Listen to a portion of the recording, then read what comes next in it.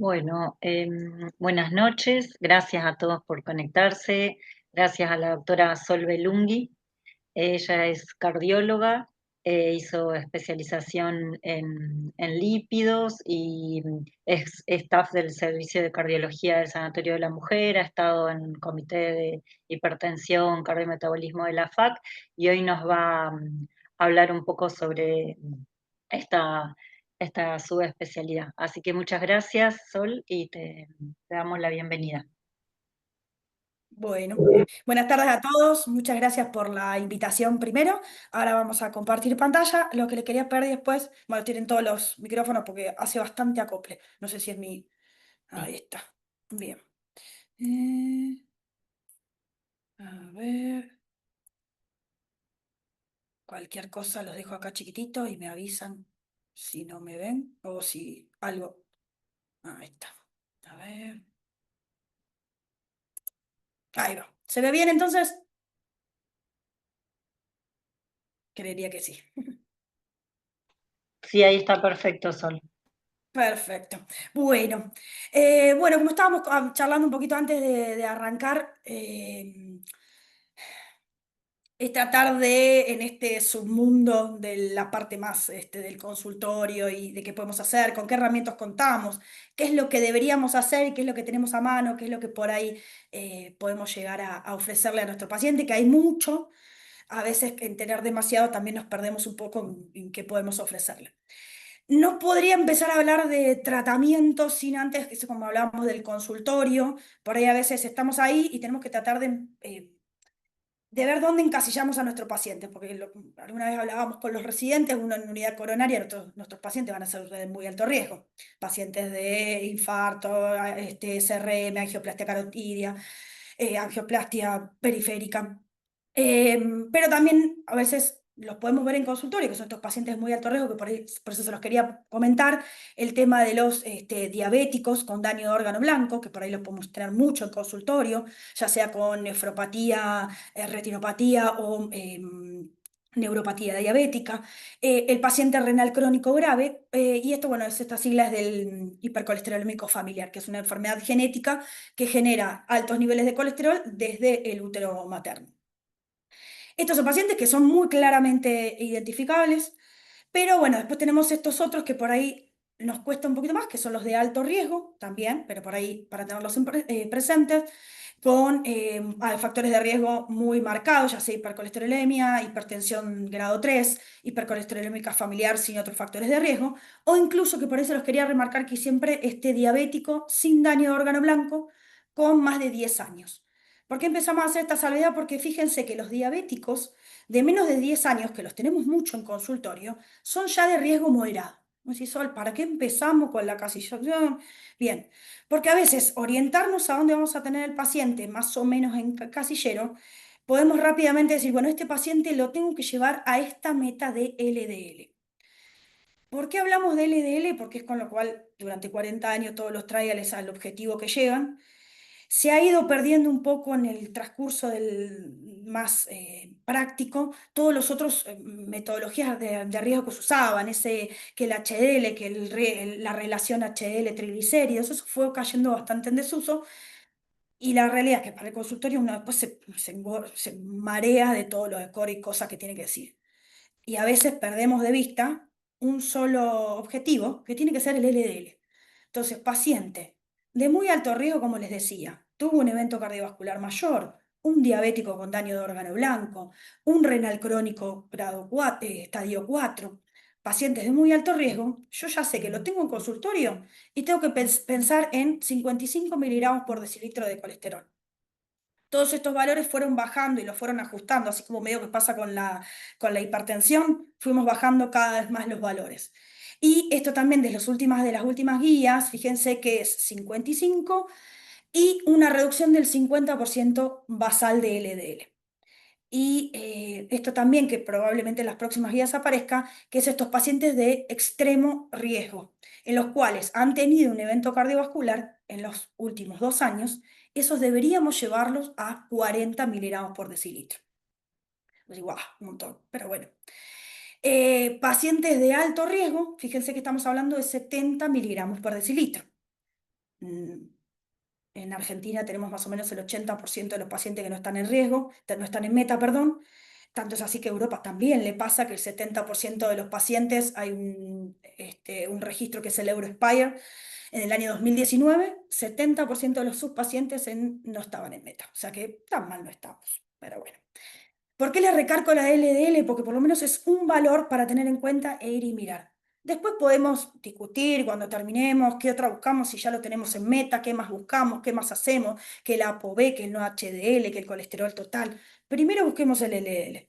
Después el segundo objetivo es el no HDL y después charlaremos del ApoB. Pero por lo menos para tener este semáforo en la cabeza de 55, 70. Y fíjense que no me quería olvidar de los diabéticos, que se los había recalcado porque los veo mucho y lo ven ustedes también en consultorio, diabético. Hola, ¿qué tal? Me senté y hace 3 4 años que me dijeron que soy diabético, ese paciente ya tiene moderado riesgo. Ese paciente yo ya tengo que buscarle y ver de 100. Y si lo piensan, muchos pacientes en consultorio son diabéticos, no tienen, y pacientes a veces que, sí, me cortaron un dedito y no tengo una estatina en 30 años, y se ve mucho. Así que bueno, después esto les puse de la Sociedad Argentina de Cardiología, que es el Consenso de Prevención Cardiovascular, que recalque que también está en la guía europea, pero esto que también mucho se ha hablado, moderado riesgo y bajo riesgo. Pacientes de bajo riesgo, uno podría pensar en las condiciones moduladoras de riesgo. Esto sería, que están, obviamente, el factor estrés psicosocial, creo que todos, condiciones de inflamación crónica, por ejemplo, paciente HIV, enfermedad intestinal crónica, artritis reumatoidea, pacientes con fibrilación auricular, antecedentes gestacionales en la mujer, muy importante, una mujer que tiene antecedente de preeclampsia, bajo peso al nacer de la criatura, son condiciones moduladoras de riesgo que nos tendrían que por lo menos abrir la cabeza. Una, un, valor de laboratorio que también lo van a escuchar y mucho, que es la famosa lipoproteína A pequeña. Últimos 5 años está en todos lados. Después es una de las preguntas que me dejó guardada la doctora Paula Zanabria, así que lo contestaremos después. Todas condiciones moduladoras que hay que ir pensándolas, que nos abren la cabeza, y después en las guías nos hablan de la ateromatosis subclínica. En este caso sería búsqueda de también esas condiciones que nos tienen que abrir los ojos, hacernos pensar y ver si tengo que recategorizar a mi paciente y pedirle un poquito más en ese valor de LDL, pedirle que sea consistente con sus estatinas, si hace falta agregar otra medicación. Condiciones de ateromatosis subclínica, score de calcio coronario más de 400 en los mayores de 40 años, a partir de los 40 años. Presencia de placas carotidas significativas en más de 2 territorios, presencia de ateromatosis a nivel de miembros inferiores y a nivel de aorta. Todas esas imágenes nos pueden recategorizar al paciente e ir a buscar ese valor de LDL, como les decía, de 70 miligramos por decilitro. A ver, eh, tenemos el paciente más o menos categorizado, sabemos el valor de meta DL de que quisiéramos llegar, y fíjense el arsenal que contamos que tenemos, por ahí después habrá que ver el acceso del paciente, pero por lo menos para tenerlos, para pensarlos. Empezamos con las viejas y queridas estatinas, viejas y queridas porque ya tenemos 40 años de evidencia clínica que avalan, y si ven todas las seguidas, primero estatina y después pensamos en el resto. Repasito rápido de su mecanismo de acción, en el cual son inhibidores reversibles de la enzima hidroximetilglutaryl-CoA reductasa. Esta enzima en la cascada de generación de colesterol endógeno, importantísima, y después veremos en otro momento se va a repetir esta cascada. En su momento estaban los efectos pleiotrópicos también de las estatinas, más allá del descenso del LDL colesterol, estabilización de placa, efecto antiinflamatorio y antitrombogénico. Bien, a ver, estatina, esto por ahí para así tenerlo fresco en el cónsul también está bueno, que a veces en pos de querer sumar, y decir, bueno, tengo que bajarle el LDL colesterol, voy aumentando la dosis. Está la famosa regla de las 6, que es en lo que sean las estatinas, que duplicar la dosis me lleva a un 6% de descenso. Entonces se empieza a jugar un poco con lo que pasa con los antihipertensivos, más que a veces aumentar de dosis la chance de tener efectos adversos, más vale pensemos no tanta dosis y empezar a combinar medicamentos. Como verán, o sea, estatinas en mercado tenemos un montón: Atorva, Rosu, Simba, Pitavastatina. Después está entre cada una, sí, depende, escucharon obviamente moderada o alta intensidad, eso habla de el nivel esperado, que después cada paciente lo puede, es variable. Y fíjense que Atorva 40-80 y Rosu 20-40, estamos hablando de casi un 50% de descenso del colesterol esperado. O sea que yo le voy a dar a ese paciente esa dosis y espero del que tiene basal ese descenso. Por ahí también les puse la simvastatina, la tenemos bastante en mercado también. Por ahí la potencia de descenso es un poco menor. Y también una que en los últimos 10 años está apareciendo en mercado es la pitavastatina. La nombro porque tiene sus ventajas con respecto a por ahí la Torbe y la Rosu, que la usamos mucho y es la que más tenemos a mano a veces en mercado. Porque bueno, tiene, si bien su potencia de la pitavastatina es moderado, es más benigna en cuanto a nuevos casos de diabetes que por ahí tienen ese estigma, las dosis más altas de la Torbi-Rosu. Tienen diferente mecanismo de metabolización hepática, entonces por ahí no tienen tanta interacción. Tienen su nicho en pacientes con HIV, renales crónicos, son muy seguras y tienen menor tasa de efectos adversos en cuanto a musculares. Obviamente, están todas estas estatinas, como les decía, más de 40 años que tenemos de evidencia clínica. El principal que por ahí siempre se nombra cuando uno habla de estatinas es el metaanálisis del CTT, que es el grupo colaborador de colesterol. ¿Por qué? Porque ellos ya en el 2005 ellos, sumaron 14 ensayos clínicos con más de 90.000 pacientes y en ese momento nos dieron el numerito hermoso de que 1 milimol por litro, o sea, más o menos 40 miligramos por decilitro de descenso de un paciente, uno estaría hablando de un descenso de la tasa de eventos cardiovasculares del 21%. Se mantuvo después este número, hay un metaanálisis del 2010 que evaluaba alta y bajas dosis, incluso después en el 2015 también este número se mantuvo. ¿Qué es lo que quiero decir? Que las estatinas sirven, tienen toda su espalda de evidencia, con lo cual hay que pensarlas primero y las guías por eso y por todo esto están en primer lugar. Obviamente me van a decir, sí, tenés un montón de estatinas, están tomados, vienen los pacientes, que sí, que no. Existe el famoso efecto nocebo de las estatinas, por todo lo que hay publicaciones y que en Europa y que el traumatólogo, para poder respaldar un poco, decir, bueno, tengo todos estos números que me avalan el uso de la estatina y si es verdad que generan intolerancia, si es verdad. Eh, Han tratado de hacerle una definición en cuanto a cuándo el paciente es realmente intolerante, como verán desde la Sociedad Argentina de Lípidos y todo un montón de sociedades internacionales han ido variando. Principalmente les dejé la de la Sociedad Argentina de Lípidos porque, bueno, es la intolerancia de 2 o más estatinas en diferentes dosis, cualquiera sea, con síntomas musculares asociadas con o sin elevación de CPK. Después las otras también hablan un poco de si la dosis de estatina llega o no a el riesgo cardiovascular que el paciente hace bajar, pero bueno, en definitiva, un poco eso. Fíjense que son diferentes las definiciones. En números, porque sí depende a veces lo que uno tiene en la vida real y lo que son los ensayos clínicos randomizados. Este metaanálisis que les traje del año 2022 son más de 4 millones de pacientes de trials que hicieron esta revisión. Y fíjense que la prevalencia total es más o menos del 9%. Existe, sí, es verdad. A mayor edad, mayor probabilidad de sufrir intolerancia. Fíjense que las mujeres tenemos un poco más de riesgo. El paciente si padece enfermedad renal crónica, enfermedad hepática, la combinación con los calcio antagonistas y los antiarrítmicos. A mayor dosis, es verdad que rosuvastatina 40 va a tener más chance que 10 o 20 o una torba en menos dosis.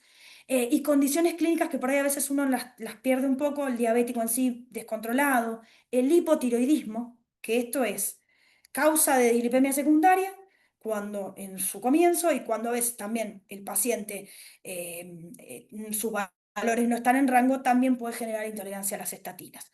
Y después también condiciones clínicas, por ejemplo, paciente en el contexto de una infección gastrointestinal o una infección internación, también puede generar esta intolerancia. Como todo, tenemos score, así que también para decirle al paciente, bueno, si le duele la uña del dedo gordo del pie, no le echemos la culpa a las estatinas. Si le duele el pelo, tampoco. La realidad es que, según estos scores clínicos, por ahí son sencillamente es, si al paciente le duele a nivel escapular o pelviano bilateral, ya pensar más, o sea, son grandes grupos musculares. Si el paciente dentro de las 4 semanas al primer mes de inicio de estatinas empieza con dolor, es más probable. Si a un paciente uno le retira la medicación y a las semanas vuelve a hacer dolor, también entra ese juego. Pero por lo menos saber que esos grandes grupos musculares al inicio del tratamiento es más probable y existe. Cuando el paciente hace 2, 3 años que está tomando, hace dolores musculares, es muy difícil y más vale buscar estas cuestiones que les nombraba antes de medicación o condiciones clínicas concomitantes. ¿Y qué hacer si el paciente empieza con estos dolores musculares? Hay todo lo que se llama el de-challenge, re-challenge, igual retirar la medicación, cambiarla. Les mostré un montón de, de- de opciones que tenemos. Se hacía con la rosuvastatina, cambiarla a menos dosis de atorva, hacer pitavastatina, disminuir la dosis. Incluso hay pacientes que son completamente intolerantes y toleran 5 miligramos de atorvastatina día por medio. ¿Sí? Pero esa dosis sí, aunque sea, es algo. ¿Sí? Y llegado el caso, aparte de esto que les decía de que probar, de subir, bajar, aumentar o cambiar el tipo de estatina, en las guías nos hablan un poco de o sea, cómo objetivarlo un poco más allá de lo que les cuenta el paciente. La realidad es que si el paciente no tiene síntomas, las guías nos dicen hoy en día, no hace falta pedir valor de CPK. Si uno se lo pide y el paciente era totalmente asintomático, fíjense que es hasta 10 veces el valor normal para suspenderlo. O sea, estamos hablando de un valor muy alto. Así que no se preocupen si está alto, hay que reevaluar, volver a pedir laboratorio. eh, Ver todas estas situaciones que les comentaba de si es ejercicio, infección, inyectables, etcétera. Ahora, ¿qué pasa si el paciente viene, dice me duele, le pide una CPK? Fíjense que el valor de corte es un poco más bajo, estamos hablando de 4 veces el valor normal. Ahí habría que hacer este juego que les comentaba de suspender, retomar y tomarse un poco más de tiempo en eso. Les contaba todo esto de las estatinas porque son un montón y son lo primero que tenemos. Vamos a tratar de ver qué otras cosas tenemos a mano también cuando el paciente en esto de o no llego a meta o soy intolerante, qué otras cosas puedo llegar a darle. El inhibidor por absorción por excelencia es el ezetimibe, que lo que hace es actúa a nivel de la luz intestinal, con lo cual no se llega a absorber, actúa en el ribete en cepillo del enterocito, inhibiendo este transportador de esteroles que tenemos en la luz, que es el NPC1L1. Lo que hace es inhibir esa absorción y uno no puede absorber el colesterol que ingresa por dieta, con lo cual habría menos para metabolizar y el mismo cuerpo tendría que generar su propio y captar su propio LDL colesterol interno. Eh, eh, mm, Ezetimibe en el cual tiene, digamos, dosis fija, muy benévolo en cuanto a que no requiere ajuste de dosis con falla renal, no tiene efectos adversos en cuanto a musculares, sí puede llegar a tener un poco por esto de genera una mala absorción transitoria, entonces puede haber un poco de distensión abdominal, que con el tiempo se mejora. Y lo que tiene el ezetimibe, que la dosis es bastante heterogéneo en su dosis y descenso de LDL colesterol, se habla más o menos entre un 15-20% de descenso. ¿Cuál es el kit del ezetimibe? Les muestro un poco la eficacia clínica. El estudio pivotal es el IMPROVE-IT, que ahí teníamos más o menos 18.000 pacientes que fueron randomizados, en su momento síndrome coronario agudo, que después terminaron 7 años de seguimiento, así que fueron coronarios crónicos estables.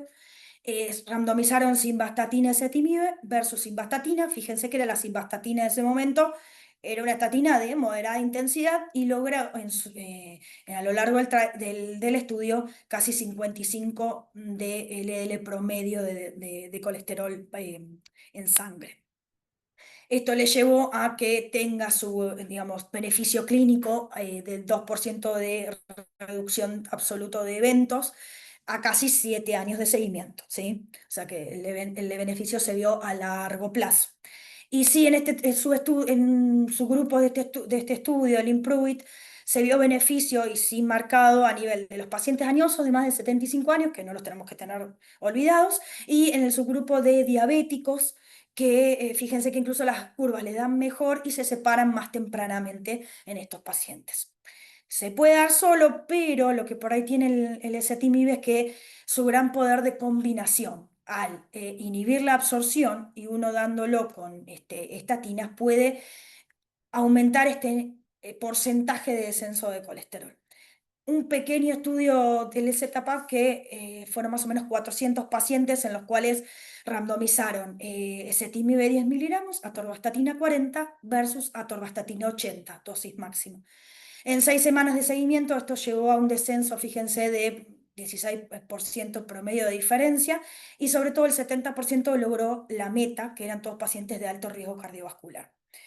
Y después, en un metaanálisis muy lindo del año 2024, que evaluaron son 14 estudios y tenían 9.000 pacientes de estatinas en alta intensidad versus ezetimibe y estatinas de moderada intensidad, el descenso del LDL colesterol fue más marcado, también así como colesterol y triglicéridos, con respecto a estatinas de alta intensidad. Así que, bueno, seguimos con el ezetimibe. Les muestro el ácido benpedoico porque me imagino que los visitadores de estos últimos 2 años les han tirado las cajas de este ácido benpedoico y sus combinaciones bastante. Muy lindo, está muy de moda, pero hay que saber usarlo, cuándo usarlo, qué nos van a decir las guías y demás. Este sí me voy a explayar un poquito porque es como la vedette del ácido benpedoico. Em, Tener en cuenta, este es un principio inactivo, que lo que se hace es, pasa por un primer paso a nivel hepático, que es a través de la acil-CoAsa sintetasa de cadena muy larga, que lo activa y hace el bempedoil-CoA, que es la droga activa. Todo esto a través de glucuronidación hepática, es sitio de acción hepático. Esta droga activa lo que hace después es inhibir la citratoliasa. Esta enzima está más arriba en la cadena que les había mostrado al principio de las estatinas. Inhibe 2 pasos más arriba de la cadena de colesterol de la hidroximetilglutaryl-CoA, que era donde actuaban las estatinas. Principio más o menos lo mismo en la misma cadena, disminuir la síntesis de colesterol y aumentar la regulación de la producción de receptores de LDL para aumentar su captación hepática. Lo que tiene el ácido bempedoico, como les decía, actúa a nivel hepático.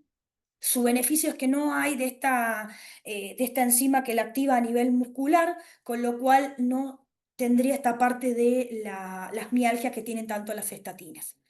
Sí tiene, digamos, eliminación renal en un 70%, un 30% por el intestino, por las heces, y se los comento acá porque es una de las cuestiones que tiene de efectos adversos. Se cree que el ácido bempedoico inhibe un transportador de aniones a nivel del riñón y sería el causal de aumento de la creatinina transitoria cuando se da este medicamento. Incluso después también tiene el aumento de ácido úrico y una salvedad que hay que hacer para los pacientes cuando uno le da esta medicación. Como les decía, una sola dosis no tiene metabolización del citocromo P450, con lo cual la interacción medicamentosa disminuye un montón. No tiene ajuste de droga a nivel renal. Y sí, lo que hay que tener en cuenta, esto que les decía de el tema del ácido úrico, pacientes con antecedente de hiperuricemia, habría que darlo con cuidado, monitoreando los niveles de ácido úrico. Hay un warning en cuanto a pacientes añosos con uso de corticoides y fluoroquinolonas porque podría aumentar el riesgo de ruptura tendinosa.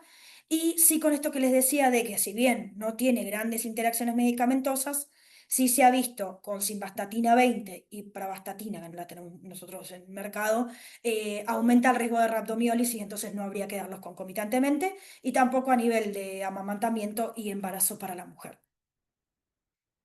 Estudios de eficacia clínica, digamos, en cuanto al el ácido bempedoico, está el grupo CLEAR.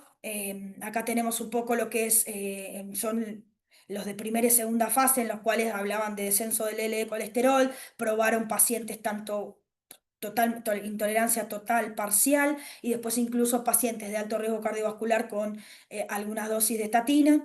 Y más que nada para mostrarles que el ácido bempedoico solo disminuía 23% de LDL y combinado con algo de estatinas tenía un descenso del 16%, que es lógico porque actúa más o menos en el mismo lugar donde actuaría la estatina, pero tiene su beneficio. En el estudio clínico que nos avala por ahí el uso nos avala, no por ahí no, el uso de ácido bempedoico es el Clear Outcomes, en el cual este estudio fueron más o menos, perdón, unos 18.000, 14.000 pacientes, perdón, eran intolerantes a las estatinas en prevención primaria, un 70% de alto riesgo cardiovascular en prevención secundaria, 22% tenían todavía, usaban algo de estatinas en baja dosis, un 11% con ezetimibe. Se vio lo que se había visto en los estudios de fases iniciales de investigación, con descenso del LDL colesterol, de un 16% de diferencia más o menos. Y este estudio y después hacen la salvedad los del ácido bempedoico en el descenso de la proteína ultrasensible. En cuanto a eficacia clínica y descenso del MACE, de los eventos primarios, esto era muerte cardiovascular, infarto no fatal, stroke y revascularización coronaria. Tuvo descenso de sus endpoints primarios en un 13% a largo plazo, con beneficios sobre todo a nivel del IAM no fatal y la revascularización coronaria. A ver, en el contexto de pacientes de alto riesgo cardiovascular, 70% habían tenido un evento, que eran intolerantes a las estatinas y no les había dicho promedio de LDL basal de 140 de colesterol, con lo cual es un dato a tener en cuenta. En cuanto a los efectos adversos que fueron en este trial, por eso se los conté acá, más que nada, fíjense, mialgias, grupo placebo tenían algo de estatina, o sea que por eso estaban ahí representados.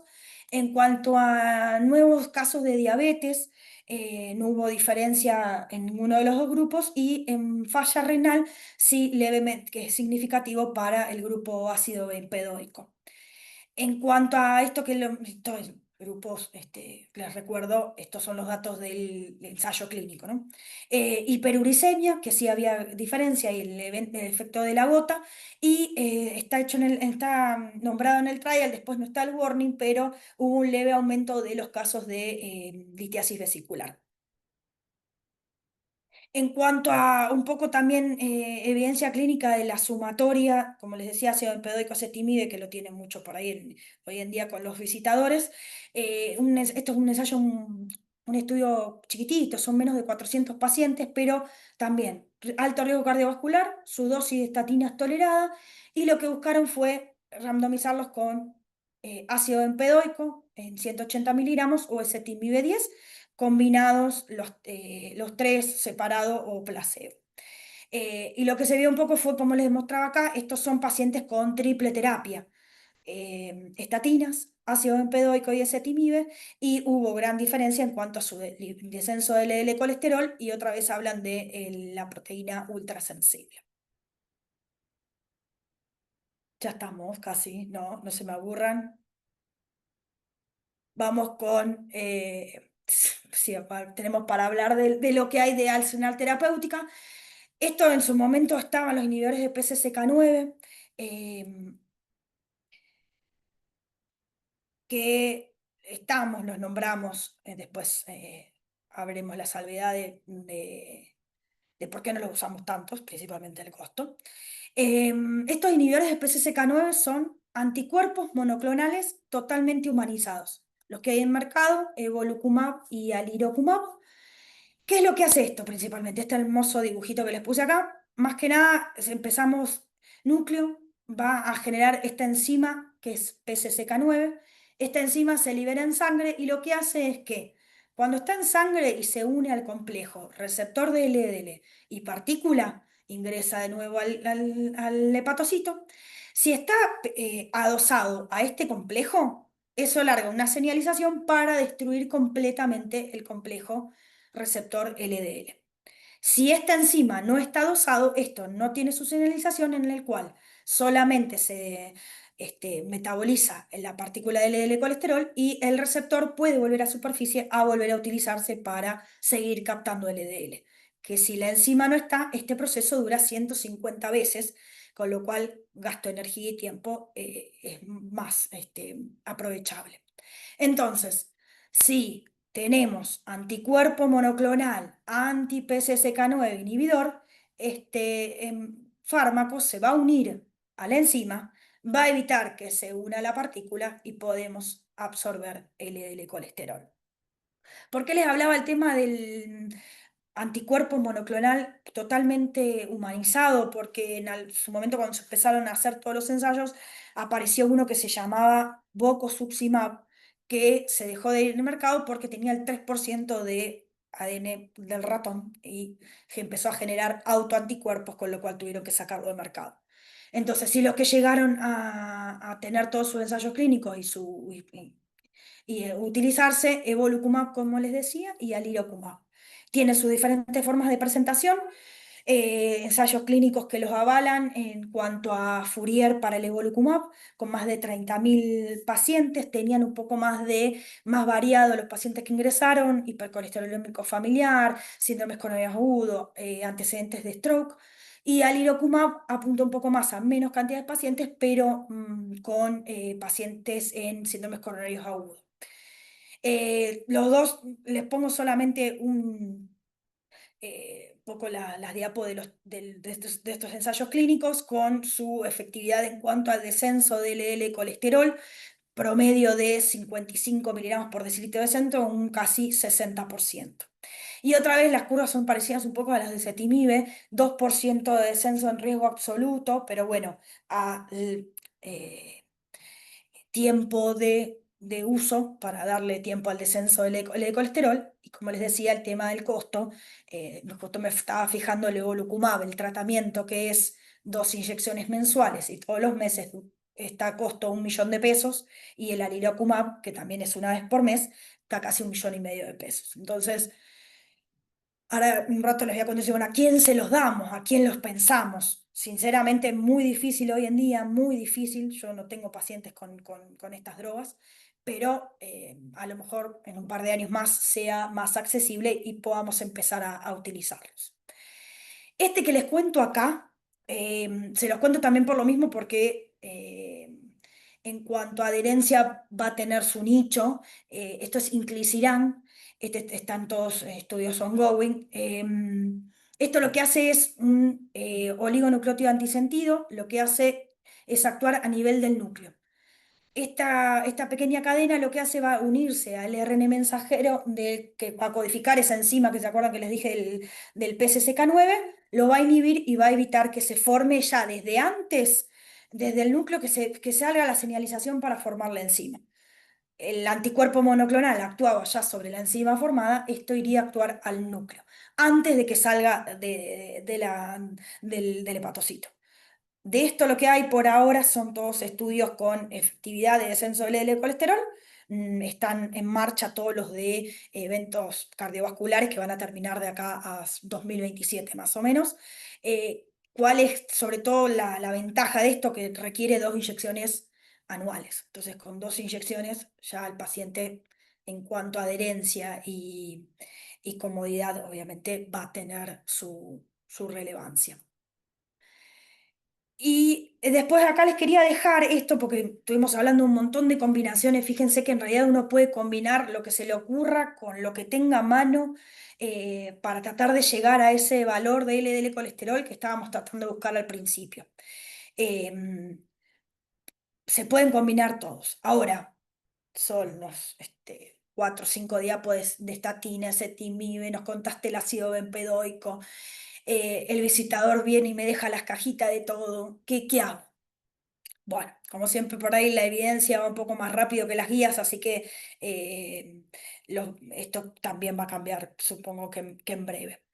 De lo último que tenemos en Argentina, que es del consenso de la prevención cardiovascular del año 23, fíjense que otra vez, si es prevención primaria o secundaria, prevención secundaria, pacientes de muy alto riesgo, estatinas, que fue lo primero que les conté, agregar ese ezetimibe si no encontramos meta, y todavía tenemos el inhibidor de PCSK9 cuando el paciente no llega a la meta esperada de 55.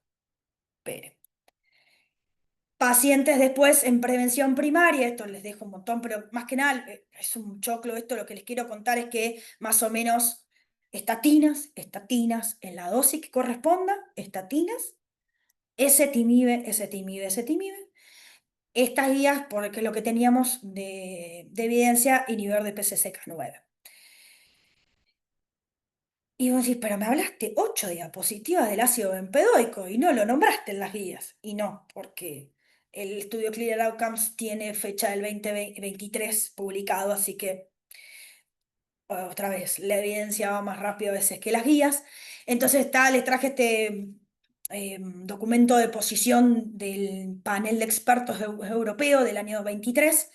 Nos habla un poco de cuándo usarlos, cuándo podemos esperar, ya los van nombrando en cuanto a cuándo pensar en asociarlo, ¿sí? Otra vez estos colorcitos, otra vez el descenso, pero fíjense que pacientes con alto riesgo cardiovascular, con evento, estamos pensando, ya lo tienen por lo menos en guía y en colores, pensar estatinas, fíjense que siempre es la primera indicación, y después ya combinar o ezetimibe con ácido bempedoico, ezetimibe inhibidor de PCSK9.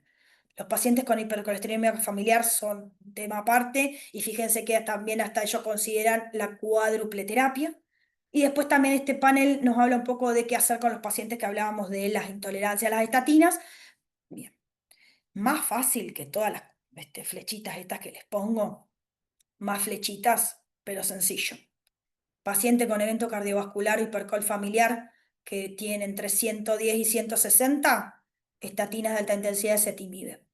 4 o 6 semanas, 8 como mucho, nuevo laboratorio. Si no llegamos a meta, ya estamos pensando en el ácido bempedoico, que esto es por eso les decía del documento de posición, y después si no llegamos, pensar si está disponible el inhibidor de PCSK9. Más o menos ese es el resumen de todos estos cuadritos y estas flechitas. Pensar estatina, ezetimibe, y tercera opción, el ácido bempedoico. Incluso en pacientes intolerantes ya estarían las indicaciones para directamente pensarlo en la combinación. Y les dejé esta última acá, les voy a hacer 2 comentarios de estos que están acá nombraditos en esta última, porque también podríamos hablar mucho. Fibratos. Fibratos que los usábamos mucho en su momento, pacientes con 300, 250 de triglicéridos, solamente los vamos a usar pacientes con más de 500 de triglicéridos de laboratorio para evitar riesgo de pancreatitis. Entre 150 y 500, primero estatina, ezetimibe, y si no alcanzo metas, está como indicación 2A, sumar fibrato. Omega 3 también en su momento hubo bastante revuelo y después no se popularizó mucho, principalmente porque el omega 3, que es para hipertrigliceridemia, tiene su eficacia clínica y descenso de eventos, pero tomarte 4 gramos de ácido, el DEPA purificado, los que han tomado me han comentado que el olor a pescado que le larga el paciente hace muy difícil la adherencia, por lo cual también no se usa mucho. El ácido nicotínico, que en su momento también había estado en mercado, pero en cuanto a su nicho que era el aumento de HL que provocó que no servía y los efectos adversos cayó en desuso. Y después el lopitamide, que es un inhibidor de una enzima que es más que nada para hipercol familiar homo y heterocigota. Bueno, llegamos al final.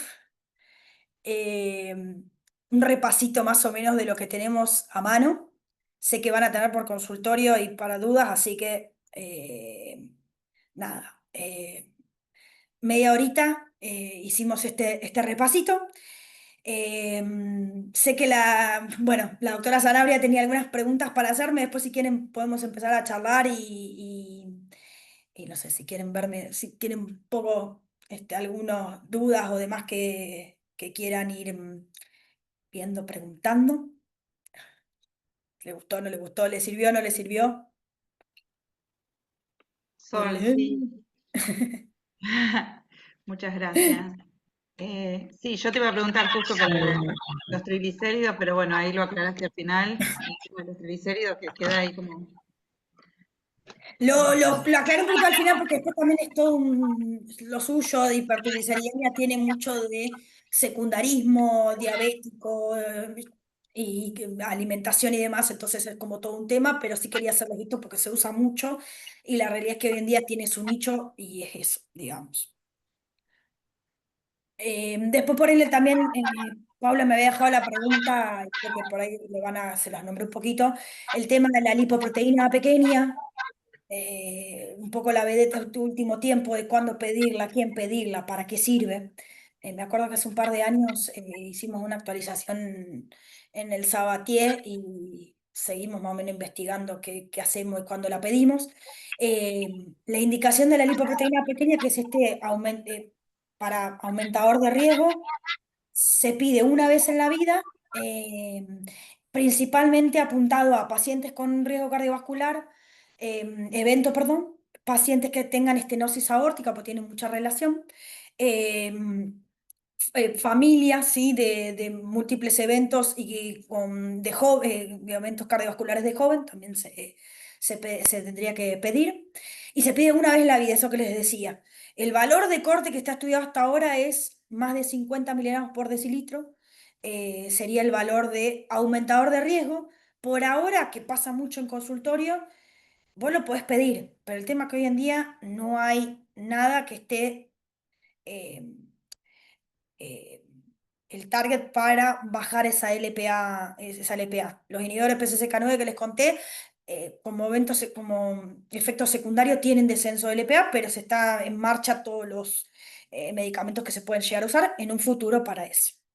Después creo que Pauli me había preguntado también de la ApoB, que eso para no volverlos locos, bueno, no lo sumé, esos pacientes se pueden llegar a pedir ApoB cuando dentro del perfil lipídico, más que nada, pacientes obesos, diabéticos, que por ahí confunden mucho los diabéticos porque dicen, bueno, tienen el LDL normal, y en realidad lo que tienen muchos los diabéticos son las LDL pequeñas y densas, y la manera de evidenciarlo es a través de la ApoB, que la ApoB cuando uno la pide, te va a calcular bien cuántos valores ¿cuántas partículas de colesterol tenemos en sangre?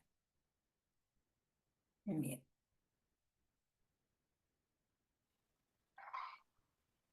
Bárbaro.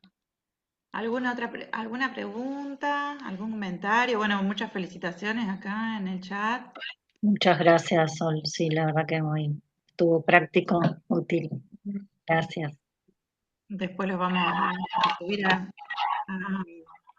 YouTube para ver si alguien también tiene alguna duda en general para volver a verlo, porque esto después te surge con el paciente después del Sí, consultorio, y decir, sí. ay, ay, ay. Así que bueno, muchísimas gracias.